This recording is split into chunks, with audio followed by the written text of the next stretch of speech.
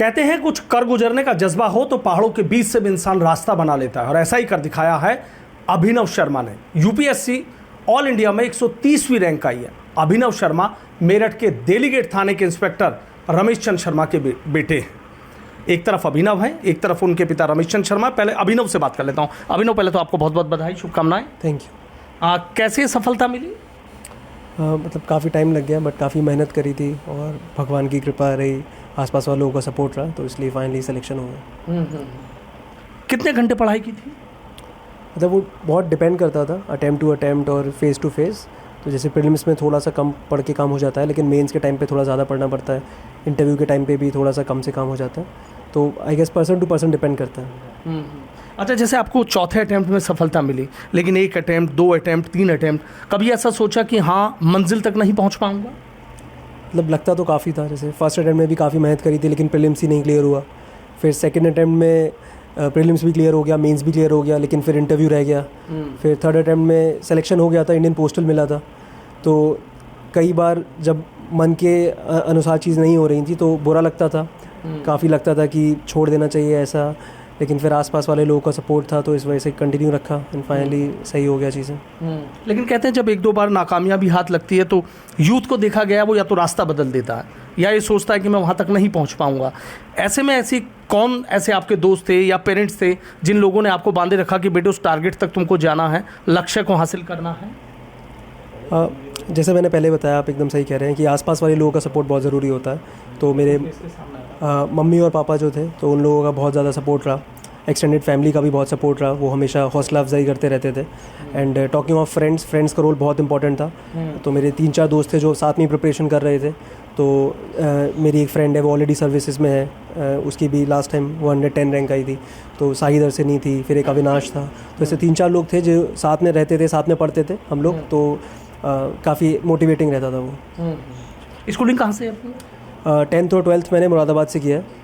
वहाँ पे PMS public school था, वहाँ से मैंने किया था। अच्छा, एक सबसे बड़ी बात जो हमें पता लगी है वो ये है कि कोचिंग आपने नहीं की थी, घर पे पढ़ाई करते थे? जी, ऑप्शनल के लिए मैंने ऑनलाइन कोचिंग करी थी, प्रणय अग्रवाल सर थे। बाकी जितनी भी स्टडीज़ थी वो मैंने सेल्फ स्टडी करा था। तो क्योंकि इतनी मुश्किल लगा नहीं मेरे को, वो खुद से करा सकता था, तो इसीलिए खुद से ही कर लिया।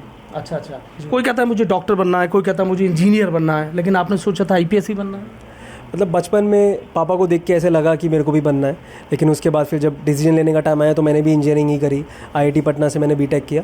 बट उसके बाद फिर जब फाइनली डिसाइड हुआ कि अब कौन से प्रोफेशन में जाना है, तो that time I had to make a choice between engineering और सिविल सर्विसेज। सो उस टाइम पे फिर से थोड़ा सा रीट्रेस किया कि क्या थॉट प्रोसेस था, किस लिए आना चाहता था। तो फिर फाइनली डिसाइड किया कि IPS ही मेरे लिए सही डिसीजन रहेगा, इन सिविल सर्विसेज में आना है। अच्छा, फैमिली में कौन कौन पुलिस में है? फैमिली में काफ़ी लोग हैं। पिताजी हैं, फिर मेरे चाचा जी हैं, फिर मेरे फूफा जी हैं, वो भी पुलिस में हैं। फिर 1-2 कज़न ब्रदर्स हैं, वो भी पुलिस में हैं। तो आसपास बहुत सारे लोग पुलिसिंग में हमेशा से देखा था। तो काफ़ी सॉफ्ट इंक्लिनेशन रहा है पुलिस के लिए। कहते हैं ना कि यूथ का एक रोल मॉडल होता है, आपका कौन है? आई गेस मेरे पिताजी होंगे। अच्छा, पिताजी को ही है जी। अच्छा, लगता था उनका संघर्ष, जिस तरीके से कांस्टेबल से वो भर्ती हुए, उसके बाद धीरे धीरे एग्जाम दिए, उसके बाद इंस्पेक्टर बने, तो क्या मतलब लगता था कि पुलिसिंग को बहुत करीब से देखा है, क्योंकि घर में बहुत सारे पुलिस वाले हैं? हाँ, वही जैसा आपने बताया, तो उन्होंने खुद की उनकी जो जर्नी थी वो काफ़ी मोटिवेटिंग थी। उससे पता चलता है कि अगर मेहनत करते रहेंगे then ultimately you can reach a stage जहाँ पे आप अपनी पावर को और अपनी पोजीशन को अच्छे से इस्तेमाल कर सकते हैं। और आसपास लोग पुलिस में थे तो उससे और दिखता था कि पुलिस एक ऐसा सिस्टम है जहाँ पे लोगों की डायरेक्टली हेल्प करी जा सकती है और समाज के एकदम कोर में काम करना होता है। तो क्योंकि काफ़ी पास से ये सब चीज़ें देखी थी तो काफ़ी मोटिवेट करती थी ये सब चीज़ें। अब क्या सोचा है? अब आगे पता चलेगा कैसे क्या होगा, लेकिन कोशिश यही रहेगी कि अपने पोटेंशियल को मैक्सिमाइज़ तरीके से इस्तेमाल कर सकूं, सिस्टम में जाके अपने आसपास वाले लोगों से सीखूं और जितना हो सके उतना ज़्यादा सोसाइटी को वापस कंट्रीब्यूट कर सकूं। यूथ के लिए कोई message? Youth I guess already काफ़ी मोटिवेटेड है। मैसेज वही है कि जितना ज़्यादा हो सके अपने ऊपर ध्यान दीजिए और अपने पोटेंशियल पे ध्यान दीजिए और हमेशा लार्जर पिक्चर दिमाग में रखिए कि कैसे सिर्फ अपना नहीं देश का भी भला कर सकते हैं, समाज का भला कर सकते हैं। तो यही मैसेज रहेगा। अब फैमिली में कौन कौन है? फैमिली में मम्मी है, पापा हैं, बड़ा भाई है, और उसके अलावा फिर और भी बहुत सारे एक्सटेंडेड फैमिली में हैं, चाचा जी, चाची जी। इन सब लोगों का रोल बहुत इंपॉर्टेंट था, मामा, सब लोगों का रोल बहुत इंपॉर्टेंट है। भाई आपके डॉक्टर हैं और आप पुलिस में? हाँ, बड़ा भाई मेरा डॉक्टर है, तो मैं छोटा हूँ, तो वो भी काफ़ी हमेशा एक फ्रेंडली बॉन्ड रहा है उसके साथ। वो हमेशा अगर कुछ चीज़ें शेयर करनी होती हैं, गाइड करना होता है, तो उसने भी हमेशा बहुत हेल्प करी है। लेकिन कहते हैं ना कि अगर मतलब मेहनत की जाए तो ये अपने में एक बड़ी बात है। आपके लिए भी कहीं ना कहीं गौरव का पल है कि पिताजी आपके इंस्पेक्टर हैं, आप आईपीएस बने हैं, कहीं जाएंगे तो ये भी पापा आपके क्या करते हैं। तो जब ये चीज़ बताई जाएगी तो वाकई गौरव का पल आपके लिए भी होगा। हाँ, मतलब डेफिनेटली बिल्कुल है। मैं आईपीएस बनने का मेरा पहला मोटिवेशन ही मेरे पिताजी थे, तो उन्हीं को देख के मैंने प्रेरणा ली थी आईपीएस बनने की। तो मुझे तो लगता है कि मेरे लिए काफ़ी गौरव का पल है। बाकी मेरे ख्याल से मेरे पिताजी ज़्यादा बेहतर बता पाएंगे इस बारे में। अच्छा, एक चीज़ और मुझे बताइए कि जो सोशल मीडिया आजकल कहते हैं कि भाई यूथ है, सोशल मीडिया पे बहुत ज़्यादा एक्टिव है, आपका क्या रहा? आई गेस जो लोग कॉम्पिटिटिव एग्जाम की तैयारी कर रहे होते हैं वो सब लोग मोस्टली सोशल मीडिया को छोड़ ही देते हैं, क्योंकि बहुत ज़्यादा डिस्ट्रैक्शन होता है, बहुत टाइम चला जाता है, उसमें पता नहीं चलता है। तो सोशल मीडिया को क्रिएटिवली यूज़ कर सकते हैं। ऐसे प्लेटफॉर्म्स जो आपके काम के हैं उन पे टाइम दीजिए। जैसे टेलीग्राम एक अच्छा एप्लीकेशन है जहाँ पे कनेक्ट कर सकते हो फेलो एस्पिरेंट से, रिसोर्सेज शेयर कर सकते हो। बाकी है जैसे इंस्टाग्राम है, फेसबुक है, तो उसमें बस टाइम जाता है तो उसे बंद किया जा सकता है। तो मैंने भी पर्सनली यही स्ट्रेटजी अपनाई थी। I was only active on Telegram, बाकी सोशल मीडिया प्लेटफॉर्म से मैं एक्टिव नहीं था। अच्छा, एक सवाल और मेरा ये है कि तमाम यूथ से उनका एक ही सवाल रहता है कि भाई यूपीएससी में अभिनव शर्मा का सिलेक्शन हो गया, 130वीं रैंक आई है, और ज़्यादातर लोग यही सवाल पूछते हैं कि आखिर अभिनव में कितने घंटे पढ़ाई की। तो एक घंटे वाला सवाल कहीं ना कहीं तमाम यूथ के मन में रहता है।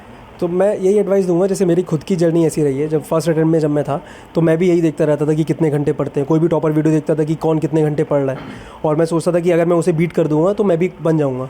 तो मेरे पहले अटेम्प्ट में मैं 13-14 घंटे आराम से, मतलब मिनिमम पढ़ता ही था, 14-15 घंटे आराम से पढ़ता था, लेकिन तब भी प्रीलिम्स क्लियर नहीं हुआ मेरा। तो फिर मुझे समझ में आया कि घंटे से कुछ फ़र्क नहीं पड़ता है। फ़र्क पड़ता है कि आप अपनी स्ट्रेटजी किस तरह से बना रहे हैं, स्ट्रेटजी कैसे इंप्लीमेंट कर रहे हैं। तो मैं सबको यही बोलूँगा कि instead of focusing on number of hours you are putting, you should prioritize your strategy, कि तुम अपनी स्ट्रेटजी कैसे बना रहे हो, और फोकस करो कि डेली उसे इंप्लीमेंट करो।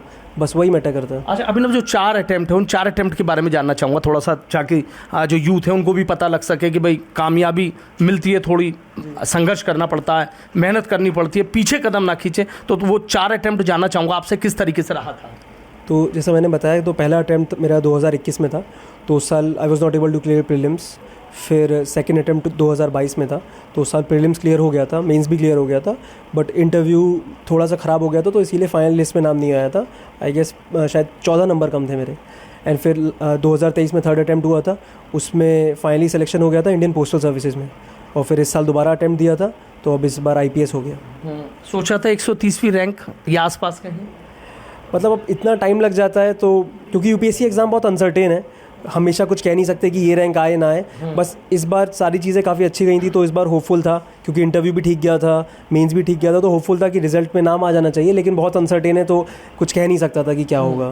तो भगवान की कृपा रही और आसपास लोगों का समर्थन रहा, तो इसीलिए हो गया। भगवान की कृपा और चेहरे की खुशी बहुत कुछ कहानी बयां कर रही है। बिल्कुल सही बात है। मतलब पर्टिकुलरली ऐसे एग्जाम्स में जो इतने कॉम्पिटिटिव होते हैं, यहाँ पे लक फैक्टर हमेशा रहता है।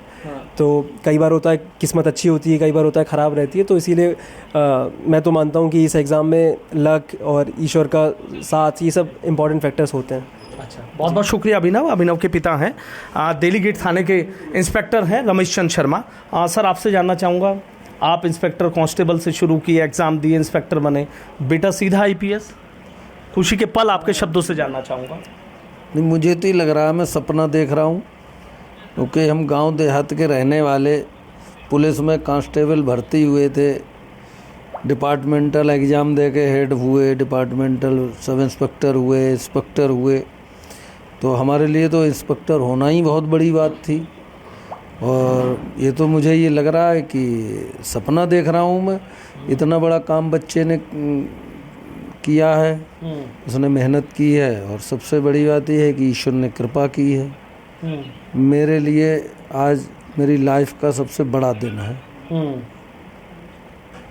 अच्छा, आंखें आपकी आंसू रोक नहीं पा रही हैं, चेहरा भावुक है, अंदर से रुंधी हुई आवाज़ है। कहते हैं ना कि जब बेटा गर्व से सीना चौड़ा करता है तो खुशी इस तरीके से आती है। मैं ईश्वर के प्रति कितनी कृतज्ञता कैसे प्रकट करूं, ये मैं समझ नहीं पा रहा हूं। ईश्वर ने इतनी बड़ी सफलता दिलाई है बच्चे को कि बच्चे के नाम से हमारी पहचान हो गई है।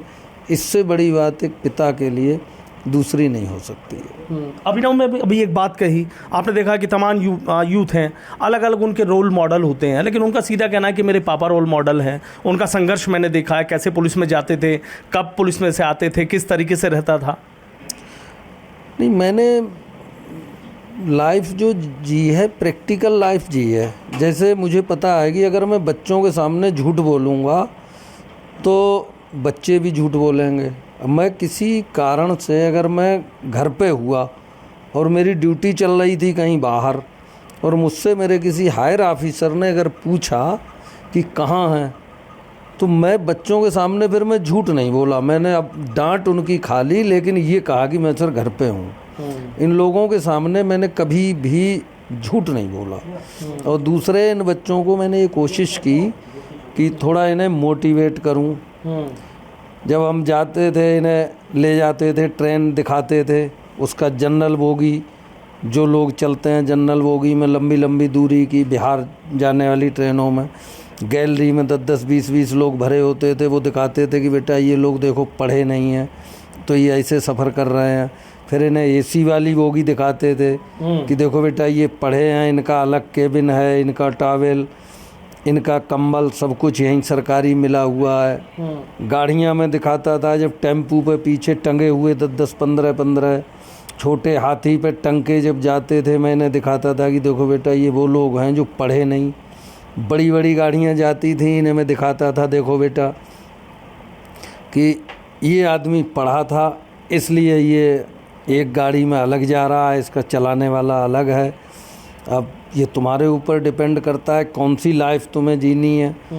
अगर तुम्हें ये वाली लाइफ जीनी है तो पढ़ना है, और वो लाइफ जीनी है तो कुछ नहीं करना, अपना खेलना है। बस मैंने जब तक ये छोटे रहे तब तक इन्हें प्रैक्टिकल दिखा के मोटिवेट करने की कोशिश की।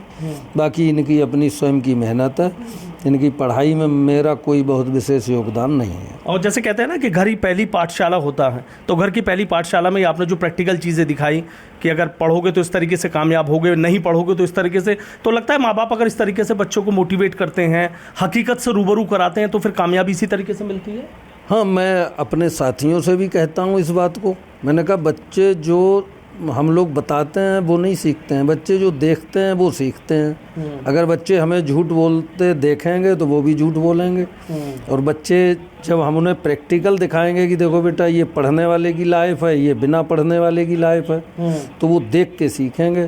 तो मुझे लग रहा है अगर इन्होंने इतना बड़ा काम किया है और ईश्वर ने कृपा की है तो कहीं ना कहीं ये मोटिवेट ज़रूर हुए होंगे। सर, आखिरी सवाल मेरा आपसे ये है कि लोगों के फ़ोन आ रहे होंगे, इंस्पेक्टर साहब का बेटा तो आईपीएस बन गया, देख रहे लगातार फ़ोन बज रहे हैं, बधाई दे रहे हैं। हाँ, ये मेरे लिए लाइफ का सबसे बड़ा दिन है। मैं ईश्वर की जितनी भी उनका शुक्रिया करूं वो कम है। मैं आभार अपने सभी साथियों का, अपने आसपास के लोगों का, सबऑर्डिनेट्स का, ऑफिसर्स का, मैं सभी का धन्यवाद करता हूँ कि जिन्होंने मुझे ऐसा माहौल देने में सहयोग किया। ठीक है, बहुत बहुत शुक्रिया। तो देखिए, अभिनव जो 130वीं यूपीएससी में रैंक आई है, उनका किस तरीके से कहना है कि सोशल मीडिया से दूरी बनाए रखी, मेहनत करने में कोई कसर नहीं छोड़ी, और जब 3 अटेम्प्ट में इस तरीके से सफलता नहीं मिली तो यार दोस्तों ने, परिवार के लोगों ने साथ नहीं छोड़ा, मोटिवेट किया। और इनके पिता मेरठ के दिल्ली गेट थाने के इंस्पेक्टर रमेश चंद शर्मा बता रहे हैं कि बच्चों को जिंदगी यानी जिंदगी की हकीकत से रूबरू कराया, हमेशा सच्चाई के रास्ते पर चलना सिखाया, और यही बात है कि इसी सच्चाई की बदौलत आज उनका बेटा यूपीएससी में 130वीं रैंक पाने में शामिल हुआ और कामयाब हो पाया। वीडियो जर्नलिस्ट समीर राणा के साथ Sanuj Sharma, ABP news, Meerut. For exclusive and insightful videos, subscribe to our new channel ABP Live Premium.